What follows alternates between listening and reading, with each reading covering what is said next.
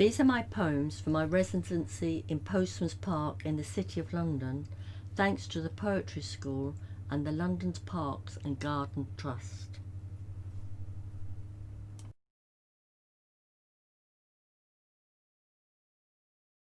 Lunch break, a brief hug. They seek a bench, unwrap sandwiches, cheese and pickle for him, crayfish and lettuce for her. A solitary frayed brown and white pigeon struts about, hoping for abandoned crumbs. A canopy of leaves teased by the wind, like Japanese fan dancers. A formal lawn. Sebastian methodically measures bright orange netting like an artist marking out his canvas. Full of tools, one wheelbarrow stands, forks, spades, brushes, stakes. His mate kneels at one corner, carefully sifting soil, troweling edges, his head bent, intent on perfection. A third man brings in a barrow, rich green turf, all three in harmony, finely tuned.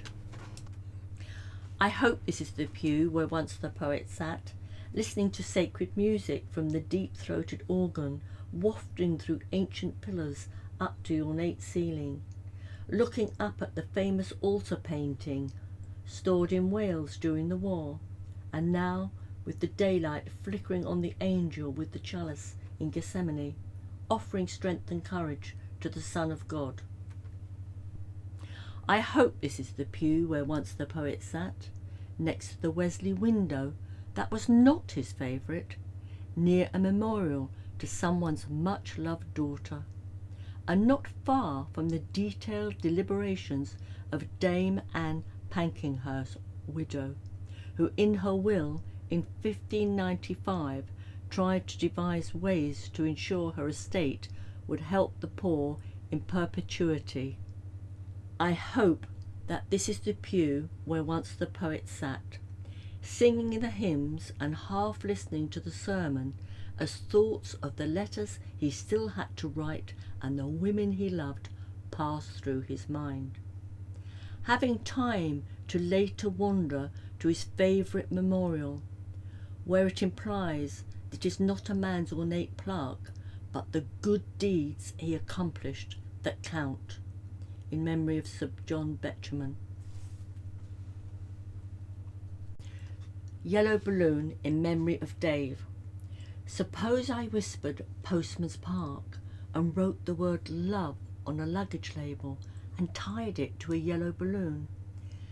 As we watched it glide a tad nearer to heaven, would you remember those happy days at King Edward's Building, sorting the mail and resting between deliveries, and where colleagues became lifelong friends? King Edward's Building, 1990. Sorting, walking, EC1 to EC4, big ones, small ones, white ones, brown ones, Broadgate, Barbican, local stores. Peabody Flats in EC1, walking endless flights of stairs, Hatton Gardens, golden windows, jumping buses, countless fares. Reston Park before more sorting, deliveries that must not fail. Everything depends on Postman, London's lifeblood, Royal Mail.